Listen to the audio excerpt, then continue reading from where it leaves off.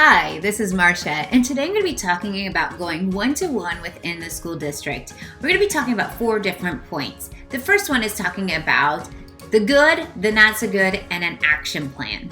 Thinking about what is really good about going one-to-one, what's not so good, and maybe some possible action plan items. 2, we're going to be breaking it down.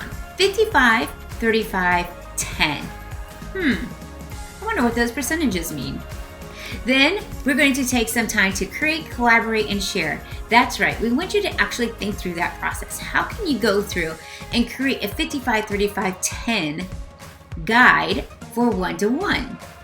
And then finally, we're going to reflect and talk about next steps. So let's get started.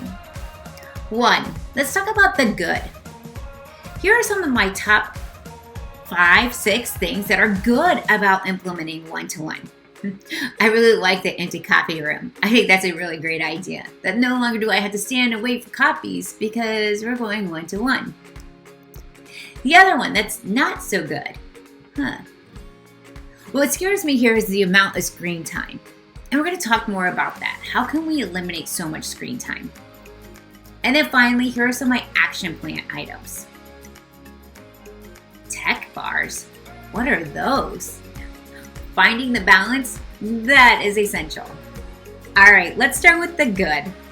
The good for one-to-one is the fact that we are using Schoology.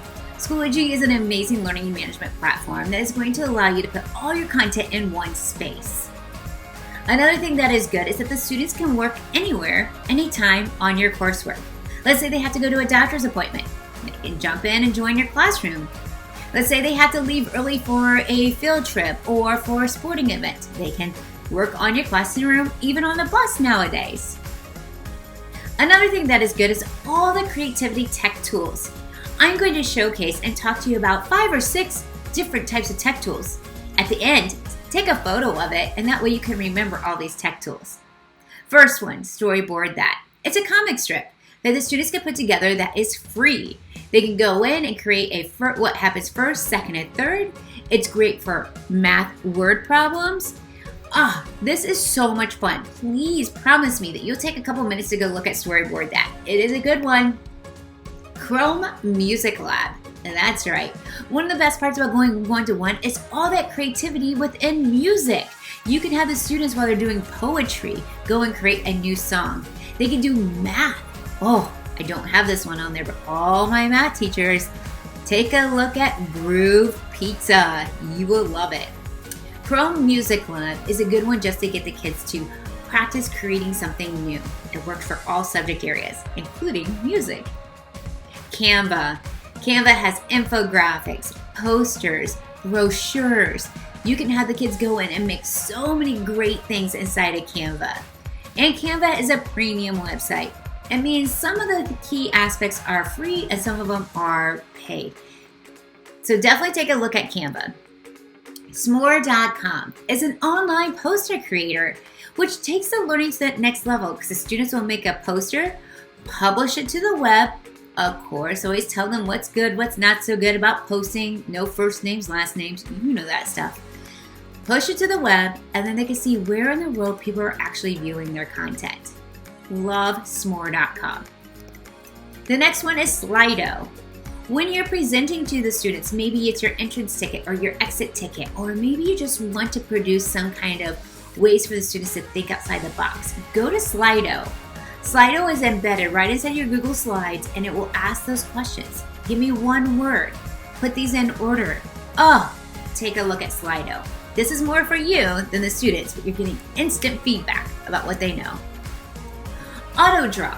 AutoDraw is for the students that are not as crafty with drawing. The students can go in and make a poster, they can start to draw, and then the computer will start to figure out what it is that they're drawing and create that shape for them. Love AutoDraw. Incredibox. Yep, another music app. I really like this one, especially for the students to create that fluency practice for presentations, for actual poetry, and just sometimes a good brain break. Incredibox. It is free and it's fun for the kids to use.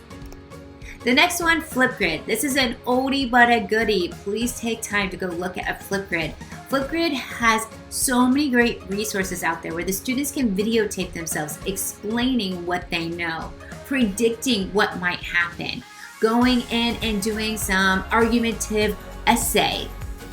Guys, Flipgrid is an amazing resource for the students, especially when you go one-to-one. And then last but not least, Time Toast. Anybody out there make timelines? If you do, go to Time Toast. That is a really great way that you can do 2 timelines at once, have videos, have photos, and explanations right inside of that timeline. I love Time Toast. Snap a photo. That way you don't forget, and you can go back and look at these because these creativity tools are some of the best things about going one-to-one. Another couple of things that we want to mention that are good. Empty copy rooms. This is amazing. The student, you no longer have to go and stand in line waiting to get to the copier. Everything's going to be posted on Schoology. So that means no more filling out copy request forms. Oh, such a great thing. And because we don't have to stand in line, we're going to save ourselves so much time. You're building out Schoology this year, and I know it feels like so much, but think about next year. You're going to have all that coursework done. It's going to definitely save you a lot of time in the end. Another good thing, everybody is going to have equal learning opportunities. This is really important. We can start to differentiate our instruction based off of what the kids know. For example, I can send the kids to a Newsela article. And when they go to Newsela, they can read the article at their current Lexile level. Talk about starting easy with differentiation. There's a lot of great websites out there that are going to be adapting, that go up and down with the students' needs. Definitely take a look at those differentiated tools. If you need some, feel free to reach out to me. I can help you out with that. All right, the other good thing is that the kids can learn anytime, anywhere. This flexible learning environment is one of the best things that could happen to these students because they will always have school right there. And they can work wherever they feel comfortable. All right, let's talk about the not so good things that go along with one-to-one. Retraining of Schoology.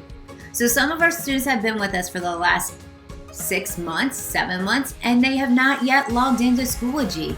So we're gonna have to go back in and retrain those students how to get set up inside of Schoology. It's gonna take some time, but it's worth it, right? Now, we're going to have all these devices. Everything's going to be in the cloud. So we have to take time to train the students how to use the actual computer. They're really good with their phones, right? But are they that good with creating and designing on a computer?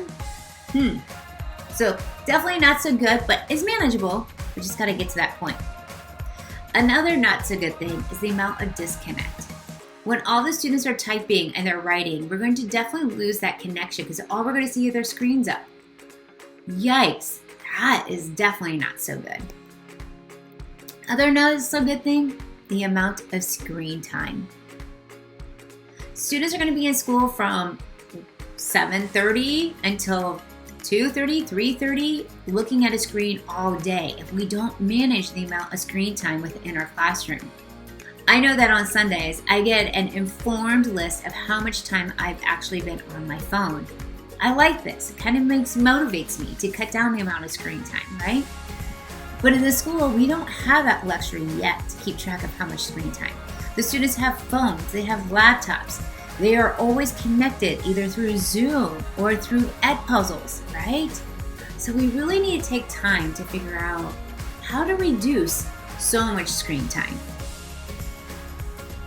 Another not so good thing, we went from all paper to now everything inside of Schoology. The classroom hasn't changed much. Students still like paper.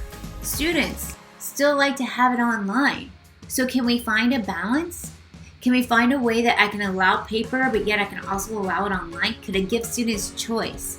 The not so good is that everybody goes right to putting everything online, and not all students learn best from reading online. Another thing is the amount of cords it takes to charge all these devices. Some of the schools that I'm working with have charging stations right inside of their classroom. It makes it a little bit easier. But then some of the schools I work with have one free outlet that the students can charge from. Yikes! Just think about it, the last class of the day, how are those kids going to charge up all their devices? Another not so good thing is all the headphones or the lack of headphones. We're going to definitely want to make sure that the students have their headphones, not to listen to music, but to actually listen to my mini lesson via Zoom by being able to go in and listen to an ed puzzle. Headphones are key if the kids remember to bring them.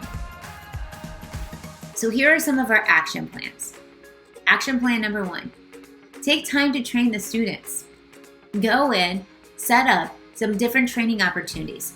One school I'm working with is calling it Tech Wednesdays for the students. 15 minutes every day for their first home class or like their advisory class period is doing a new tech tool, teaching the kids how to do something different on their computers. Also, train the teachers. I think this is really important to go back through and to teach the teachers how to hyperlink, how to use Google Sheets. Oh my goodness, there's so much out there, so we definitely want to take time to actually train the teachers. All right, action plan number 2, set up a tech group. A lot of the schools I work with have a geek squad or a genius bar or a tech bar where when the students have a broken computer or something's not working, they go to those students. Literally inside of the media room, there will be one desk area that students will be sitting at every class period. And if a student is struggling with using their device, they can go to that person to get help. Another thing we do is inside of the classroom, we make tech support helpers. So that way if you're teaching and a student's struggling getting into Schoology or posting, they can go to that tech support while you're doing your small group instruction. Another thing that I love to see is actual students teaching each other how to use technology. This is great. One kid will show them, hey, I'm using Padlet. This is how I use Padlet. Let me show you how to make cool transitions into Google Slides. Here's a new program besides Google Slides that will rock the next presentation you have to do. When students lead the training, they invest into the training. All right, the next action plan. Find that work-life balance. Because we're connected, the kids are connected, the parents are connected to you at all times, really come up with a game plan of when you will stop answering emails and when you'll start answering emails again. For example, maybe my end time to answer emails would be 4:30 p.m. I'll restart the next day at 6:30 a.m. Now, things come up. Situations arise. If there's something that's necessary, of course I'll tell them. If it's an emergency, I will answer. But at the same time, I have to be able to disconnect as well. So tell them, these are my time frames. Unless it's a dire emergency, I probably won't answer you again until 6:30 a.m. Also, redesign your classroom. Make it fit for that learning environment. Now that you're going to have one-to-one, think about putting them in pods. Yes, we are still in the middle of the pandemic. So yes, social distancing is a thing. I'm talking in the near future when we don't have to be 6 feet apart. Really think about the way you redesign, reshape your classroom so we don't lose that disconnect. That way students can still talk and collaborate even if they have a device in front of them. All right. The last thing, this is the last action plan. Going one-to-one is a lot. It feels like one big giant apple you're trying to eat at one time. Instead of trying to eat the whole entire apple, take small bites. Do a couple weeks of training. Do a rearrange of your classroom. Do small bites in order to accomplish a goal. It's called bite-sized training. Don't go all in. Just really gradually release some of those new ideas that we just talked about. 55-35-10 means 55% without technology, 35% of your class with technology, and then there's like this 10% flex, meaning that if I need to have them post an exit ticket to Schoology, then that could become my flex tech. So without technology, that means discussions. If a teacher is holding like a group conversation, but they're still using the interactive panel, that's okay. We're talking without being on a device 50% of the time. Then on a device for 35%. Meaning maybe they'll go to those adaptive tech programs we were talking about. those differentiated activities that we want them to use. So 35% of the time they will be using technology. And of course, you just heard that flex. The flex is, okay, I want to use it as a warm-up or maybe an exit ticket, so they can go back and forth. What I'm going to show to you now is just a guide, and I'm going to have a link to this for you to use. And the link is going to take you into this lesson plan template. This lesson plan template allows you to go in and to really think about what it is you want the students to do. So you can adjust your time, and then you can change out the different variations of how much time in each studio. For example, if I'm going to do a whole group introduction for 5 minutes and I don't have technology, or I'm going to do a 5-minute whole group and I am going to use technology, but I'm going to use it as a flex tech. All right, then I have 10 minutes small group. Yes, I will be using technology. 10 minutes independent, no technology. Digital content, I can change out this if I want it 10 minutes or if I want 12 minutes. I can change it out depending on how much. I just have to watch how those variations are going. So right now I have 52% with no technology, 38 with tech. All right, future ready, no technology. Exit ticket, no technology. So I need to go back up here though. I can't change how long my class period is, so I'm sorry. I need to change that back to 10. So that means that this is a 55-minute class period. If you don't have that much time, adjust the times for the different studios. But what I want to show you is how we have over here that 55, 35, 10 rule. And that's pretty close to getting us right to where we need to. I like this lesson plan template because it really just gives me a bird's eye view of how I'm using my tech. It also gives me the ability to fill in what am I going to be doing with the small groups, my independent activities, digital content, and future ready. And it also gives me just a breakdown. So if nothing else, by chunking your lesson, you're going to be really aware of how to plan for that tech in your classroom. Here's what I would like you to do. I would like you to go in and try to create one lesson plan using this model. And then give me some feedback. What did you like? What didn't you like? Did it work? If you just take time to chunk your lesson, you might just realize that if I chunk it and let the kids work at their own pace, I'm one step closer to that blended learning classroom. All right, guys, thank you so much for hanging with me. I hope you enjoyed learning a little bit more about the good, the not so good, and action plan for tech, as well as taking a look at this blended learning lesson plan. Good luck, you've got this, and I'll see you soon.